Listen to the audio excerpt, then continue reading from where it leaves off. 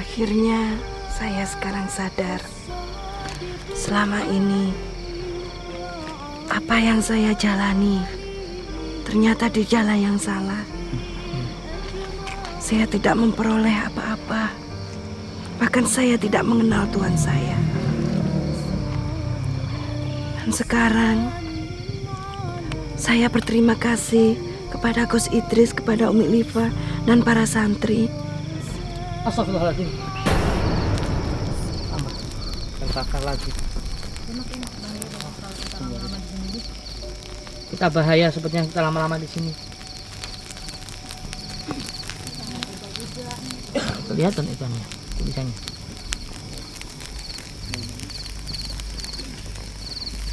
Ayo, kita tinggalkan aja. Ini, Mak. Inilah, Mak, seperti yang disaksikan mata kepala kita, Mak, ya. Inilah, Mak, akhir hayat seperti ini, Mak.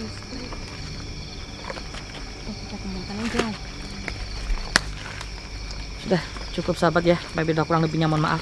Lihat kejadian tersebut, kuburan lupus. Jengukin lagi mamprotnya. Saya ajak ngomong baik-baik. Saya lihat Mas tetap di situ. Dan tiap hari, tiap malam gak makan sama sekali. Saya sudah bujuk juga, tetap gak mau meninggalkan kuburan si Raden tersebut. Karena mungkin saking terpukulnya sehingga begitu bersedih ya. Kasihan juga tanpa siapa-siapa, karena selama ini mungkin bersama, berdua, ngobrol, diskusi tentang apapun, tiba-tiba sekarang sendirian. Iya. Ada Semprong nggak di sana? Gak ada. Ada juga. Gak ada tanda-tanda kemunculan si Semprong. Terus gimana sih? Apa yang harus kita lakukan sekarang? Nggak mungkin juga kita biarkan sendirian di sana, kasihan juga kan? Iya. Sekarang Mak Emprot itu sudah nggak punya siapa-siapa lagi. Kita sebagai manusia memang lakum dinukum waliyadin. Agamamu agamamu, agamaku agamaku. Tapi kita harus toleransi. Dalam arti toleransi ini bab bukan masalah akidah, tapi masalah kemanusiaan, hablum minanas. Ya. Kalau kita berbicara toleransi, kita wajib toleransi kepada siapapun, non muslim atau siapapun itu. Tapi bukan masalah akidah, tapi masalah muamalah, masalah hubungan sama manusia. Nah, di sini naluri kita pasti terketuk. Hati kita pasti tersentuh. Walaupun itu dulu pernah menyakiti kita, walaupun dulu pernah menzalimi kita. Mudah-mudahan dan terus kita deketi dari hati ke hati. Batu aja yang ditetesi air lama-lama berlubang, apalagi manusia punya hati nurani. Nabi kita Muhammad SAW memberikan contoh kepada kita. Tiap hari Nabi Muhammad itu lewat diludahi oleh musuhnya. Diludahi terus, diludahi, dilempari kotoran unta oleh musuhnya. Suatu ketika yang lemparin itu sakit, terbaring, tak berdaya. Di situ Rasulullah rindu. Mana yang setiap hari melemparin saya kotoran unta? Mana yang setiap hari itu ngeludahin saya? Dijenguklah orang yang sakit tersebut. Dan subhanallah, berkah baginda akhlak Rasulullah SAW, tersentuhlah hati tersebut. Maka dari itu kita berusaha, memang berat, tapi kita bersama-sama berusaha mencontoh akhlak daripada baginda Nabi besar Maulana Muhammad. Jadi tanpa banyak kalimat, tanpa banyak kata, kita langsung saja ke lokasi kuburannya Raden Sri Kencana. Ini tahu yang bantu makamkan kan kamu kan? Kalian ini bantu makamkan Sri Kencana. Kemarin pas wafatnya Umi nggak ikut ya waktu itu, pas kejadian tragis itu Umi nggak ikut, nggak tahu lokasinya di mana. Ya, cuman sewaktu mengintai itu cuman saya sendiri, mereka nggak ikut. Cuman mereka tahu ya posisi Ya, makamnya makam. di mana. Mereka tahu juga. Ikhlas sekarang pasti di makam Mas ya, tidur di situ kan, informasi kamu. Iya. Itu sedianya Gus ya, Mak sama Padahal ini udah tengah malam, karena kita terketuk hati kita, mau nggak mau kita juga harus gimana ya namanya, sama-sama makhluk. Ya kasihan lah, dia sendiri nggak punya siapa-siapa, sudah tua lagi. Kesetiaannya luar biasa sekali, Gus. Ya, kita berdoa dulu ya, kita bersolawat dulu. Mudah-mudahan berkah solawat ini perjalanan kita ke makam Mak Emprot, makamnya Raden Sri Kencana Wungu berjalan aman, lancar ya, selamat, amin. Maulaya salli wa sallim daiman abada على حبيبك خير الخلق كلهم مولاي صل وسلم دائما أبدا على حبيبك خير الخلق كلهم محمد أشرف الأعراب والعجم محمد خير من يمشي على قدم مولاي صل وسلم دائما أبدا على حبيبك خير الخلق كلهم يا ربي بالمصطفى بلغ مقاصدنا واغفر لنا ما مضى يا واسع الكرم مولاي صل وسلم دائما أبدا على حبيبك خير الخلق كلهم. Baik kameramen, dimatikan dulu karena perjalanan agak jauh. Nanti ketika sudah dekat baru dinyalakan lagi. Yuk, bismillah. Astagfirullah, ternyata itu Subhanahu wa ta'ala. Orang yang beriman akan selalu bersama baginda Nabi, selalu bersama Allah Subhanahu wa ta'ala dan bersama baginda Rasulullah. insyaallah. Kita samperin ya. Assalamualaikum, Mak. Selamat malam, Mak. Ma, kamu ngapain di situ? Kamu ngapain? Kalian Ini kuburannya siapa? ini Raden Datang. Kencana Wungu. Terus ngapain, Ma, di sini? Katanya informasi yang saya dapat, yang kami dapat itu udah berhari-hari. Iya betul. Mak sudah saya bujuk. Ma kan masih ada Tetap aja kita. di sini. Sama ada kita, sama saya, sama Umi, sama Gus Idri, kita nggak pernah ada masalah, nggak pernah ada dendam. Janganlah sampai seperti itu. Iya mak, yang Apapun latar belakang emak sama Kencana Ungu, tapi kami juga tidak tega kalau melihat emak kayak gini situasinya. Iya mak, saya jadi merasa bersalah sama mak. Saya mohon maaf ya mak. Iya sama-sama. yang lalu biarlah berlalu mak. Inilah gambaran sesakti apapun manusia hambanya. Kalau udah waktunya ajal menjemput, tidak akan pernah mengenal waktu, Mak. Saya berulang kali ngajak datang baik-baik sama rekan-rekan yang lain, ngajak emak bertobat ke jalan yang benar agar tidak sampai terlambat seperti Kencana Ungu nih. Emak tangisi terus juga nggak akan pernah hidup lagi. Pulanglah, ayo ikut kami. Kami siap menaruh emak di tempat kami. Saya janji saya tidak akan macam-macam lagi sama emak kok. Kita jamin ya kalau Iya. ikut kita pasti aman. Iya Gak akan mak. terjadi apa-apa. Udah, Mak, ikut aja Umi itu sama Fiona sudah menjamin lah keselamatannya, Mak. Ini tinggal batu nisannya. Mak nggak punya siapa-siapa, nggak punya anak, nggak punya keluarga. Nanti kalau Mak sakit, gimana? Siapa yang kasih makan? Katanya sudah berhari-hari nggak makan, kata selendang kuning. Iya Gus, saya ajak, saya rayu, tetap tidak mau. Udah berhari-hari beliau di sini. Apakah kalian masih mau menerima saya? Jelas mau ya mak. Kalau kami tidak mau menerima emak dari awal, udah kami nggak akan pernah berhenti peperangan ini terus. Saya sudah banyak dosa terhadap kalian. Iya, Mak. Manusia al-insanu ma'al khata' wa nisyan. Manusia tempatnya dosa dan salah, Mak. Tidak ada hambanya yang sempurna, manusia yang sempurna kecuali baginda Nabi besar Muhammad Sallallahu Alaihi Wasallam. Allah aja maha pengampun. Udah, Mak ya. Ya, Kita pulang udah aja. jangan seperti ini. Jangan nggak punya menangisi siapa-siapa, berlebihan. Ketika Tidak akan emak pernah ya, bisa hidup lagi. Walaupun emak akan menangisi seperti itu, nggak pulang-pulang dari sini, nggak akan pernah hidup lagi, Mak. Apa yang bisa Mak dapatkan dari sini? Ini tinggal gundukan tanah sama batu nisan. Apa yang Mak dapatkan dari sini beberapa hari ini? Coba Umi aja sama Fiona yang ngayu perempuan sama perempuan, coba. Kasihan lah dia nggak punya siapa-siapa. Ya kita di sini aja. Ayo dari hati ke hati. Nih.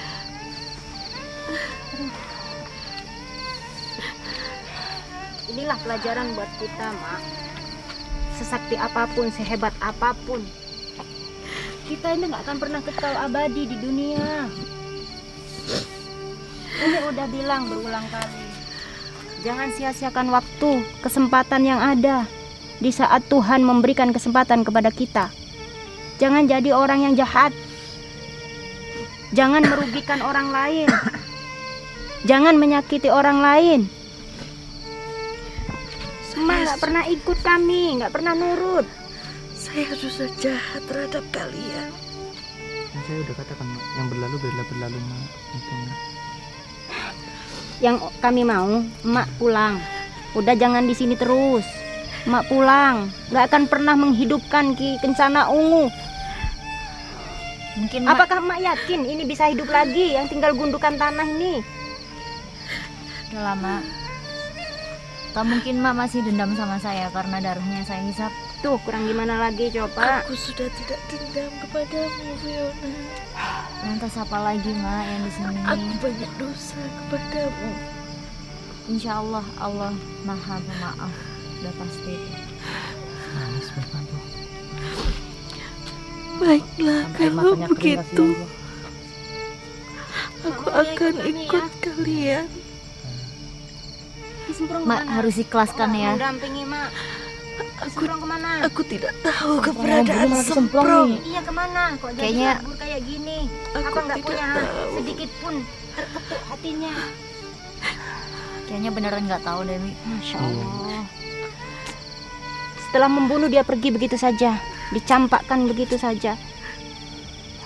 Saya tahu, Mak begitu bersedih. Kami merasakan kesedihanmu, Mak. Siapa yang tidak bersedih dipisahkan oleh orang yang selama ini bersama, suka duka bersama. Bahkan emak kami ajak pun gak mau karena Kencana Ungu.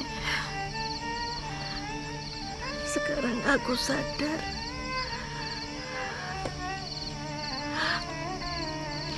Kejahatan yang pernah aku alami dulu. Aku tidak mendapatkan apa-apa. Baru sadar, Mak ya. Kini aku seorang diri. Baru sadar, Mak. Tapi kasihan si Kencana Ungu. Sudah nggak ada waktu lagi untuk bertaubat. Mak nggak sendiri. Iya Mak. Di sini ada kita. Kalau Mak mau ikut, kita tidak akan apa-apakan Mak. Kami akan jamin keselamatan Mak. Baiklah kalau begitu.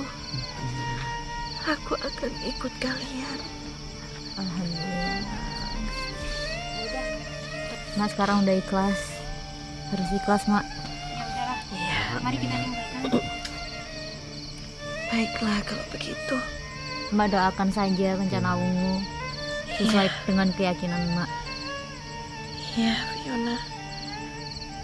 Terima kasih banyak, Fiona. Sama-sama Mak. Ya Fiona, bantu. Kita sudah memaafkan semuanya Mak. Itu. Hati-hati, Mak. Mak jangan balik lagi ke sini. Iya Mak. Ya. Ya, baik, Gus. Was, hati-hati ya. Ayo Ren.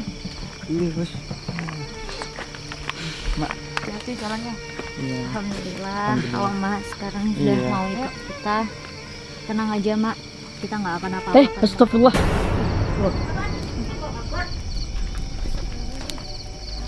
Ya Allah. Lihatlah kuburan ini. Lihat. Jangan mendekat. Ini kuburan orang murtad. Kuburan orang yang tidak di jalan Allah. Lihat. Lihat enggak? Iya aku lihat. Kamprot. Coba. Yang dulu sudah terjadi. Sekarang intinya Mak ikut kita. Intinya kita. Ya, baiklah. Iya, Mak harus ikhlas ya. Iya. baiklah. Astagfirullahaladzim. Api semakin bertambahan, Mak. Dia mati dalam keadaan murtad, Mak. Bukan di jalan Allah, Mak. Siksaannya, Mak. mumpung masih ada yang mengingatkan Mak Emprot. Kasihan. Kasihan juga kita. Kasihan Kita di maknya. sini hanya bisa mendoakan, nggak bisa selebih dari Nggak bisa ya, mendoakan. maaf diralat. Apabila ada orang murtad atau kafir atau yang tak beriman, kita kirim doa pun nggak akan nyampe. Kecuali sama orang beriman.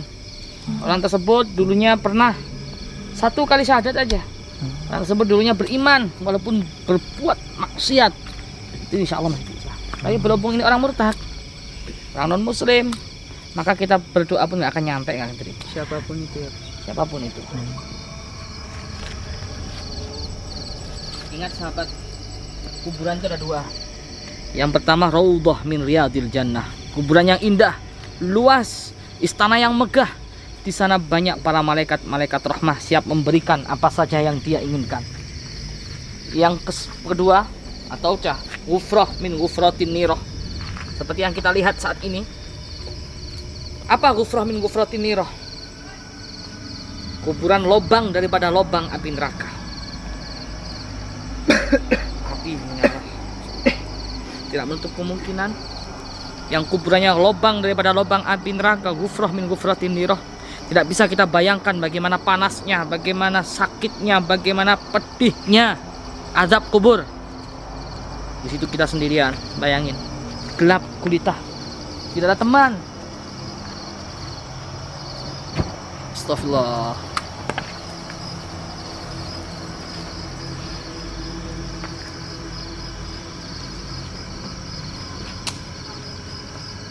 Makin menyala terus.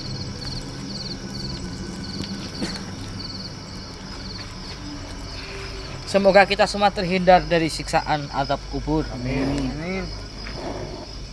Ngeri, ngeri sahabat. Kematian tak pandang siapa. Apabila maut sudah menghampirinya, mau muda, mau kecil, mau tua, mau kaya, meskipun kita lari dari kematian, mencari obat agar tidak mati, tetap aja. Kalau sudah waktunya daun yang tertulis namanya di Lauhul Mahfuz itu gugur, matilah sudah. Coba renungkan, andaikan kita di dalam sini, tubuh kita terbujur kaku, dibungkus kain kafan, diciumkan bibir kita ke tanah, orang yang kita cintai meninggalkan kita, istri yang kita cintai meninggalkan kita, orang tua yang kita cintai meninggalkan kita, suami meninggalkan kita, anak meninggalkan kita. Terus siapa? Ada 3 amalan yang akan setia menemani kita di alam kubur. Yang pertama adalah waladun soleh, anak yang soleh. Didiklah anak-anakmu mulai saat ini dan seterusnya menjadi anak yang soleh dan solehah, anak yang berbakti kepada kedua orang tua. Hanya itu yang bisa menolong dirimu di alam kubur. Yang kedua, ilmu yang tafa'ubeh, ilmu yang bermanfaat. Apabila kamu punya ilmu, nasrul ilmi wal amalu bih, menyebarkan ilmu dan mengamalkan, ketika kau wafat, ilmu tersebut yang akan menolong kamu. Yang ketiga apa? Sodakotin jariyah, sodakoh jariyah, sodakoh untuk pondok pesantren, sodakoh untuk masjid. Selagi masjid dan pondok pesantren digunakan untuk beribadah, mengalir terus.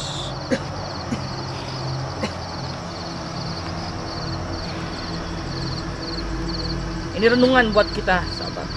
Ini hikmah buat kita, pelajaran besar buat kita. Bagaimana nasibnya di dalam kuburan? Ular, kelabang, kalajengking, panas, mendidih.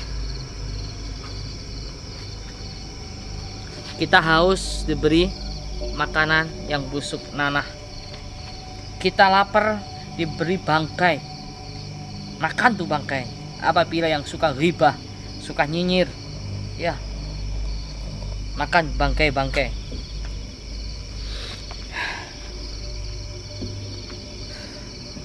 Banyak sahabat mati dalam keadaan murtad, banyak sekali. Kita tahu sejarahnya Syekh Barsesoya. Mamprot, ini sedikit pelajaran Mamprot. Kiai Barseso itu adalah kiai yang sangat alim, sampai santrinya semua bisa terbang. Kiai yang ditakuti di zaman Nabi Musa. Kiai Barseso ini luar biasa tirakatnya, ibadahnya luar biasa, siang malam beribadah sama Allah. Suatu ketika, ini sangat beriman sekali.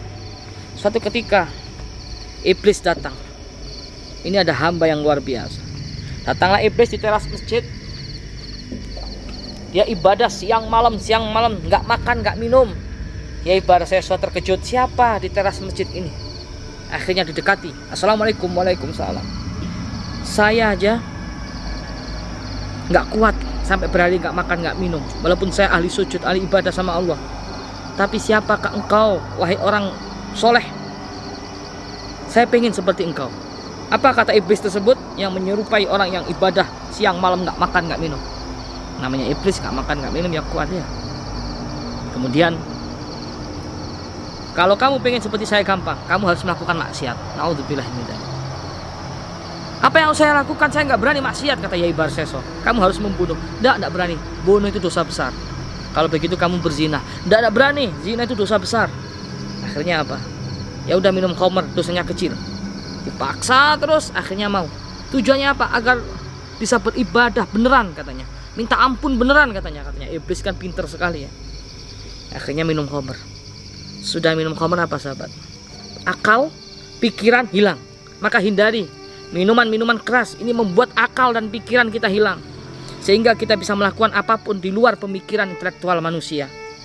Yai Barseso setelah minum khamr walaupun hanya beberapa tegukan, akhirnya digoda lagi oleh iblis. Digoda lagi. Itu ada perempuan, kamu perkosa saja.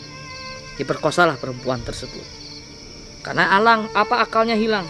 Setelah diperkosa apa? Bunuhlah agar nggak ketahuan orang. Dibunuh perempuan tersebut. Setelah dibunuh, kabur, ketangkep sama warga. Kiai Barseso hilang kesaktiannya, nggak ada yang menolong, digantung di tiang gantungan. Dan itu pun iblis datang. Barseso, siapa yang akan menolong kamu? Sekarang nggak ada. Tuhanmu nggak ada. Kamu sudah dibenci seluruh masyarakat. Sekarang kamu sembah saya. Yai Barseso akhir hayatnya mati dalam keadaan kafir, mati dalam keadaan murtad pada ahli ibadah. Ini pelajaran besar buat kita. Orang yang berimannya kuat aja masih mati dalam keadaan kafir, keadaan murtad gara-gara maksiat yang dilakukan. Coba renungkan. Kita ngaku mukmin, mukminah, tak pernah tinggalkan sholat, tak pernah tinggalkan sholat malam, sedekah, baca Quran luar biasa. Tapi kita sering melakukan maksiat. Bayangkan, gara-gara perbuatan maksiat itu menjadikan kita di detik-detik terakhir nanti mati dalam keadaan kafir, mati dalam keadaan murtad, mati dalam keadaan tidak mampu mengucapkan 2 kalimat syahadat. Mudah-mudahan Allah mengampunkan semua dosa-dosa kita. Amin. Rabbi fanfa'na bi barakatihim wa atina husna bi hurumatihim wa amitna fi tariqatihim wa mu'afati minal fitani. Ingat, orang yang murtad, orang yang tidak beriman tidak bisa jika kita kirim doa. Nggak nyampe, nggak connect. Yuk, ya tinggalkan. Dia mau disampaikan, Mak Emprot. Ya, akhirnya saya sekarang sadar. Selama ini apa yang saya jalani ternyata di jalan yang salah. Saya tidak memperoleh apa-apa. Bahkan saya tidak mengenal Tuhan saya. Dan sekarang saya berterima kasih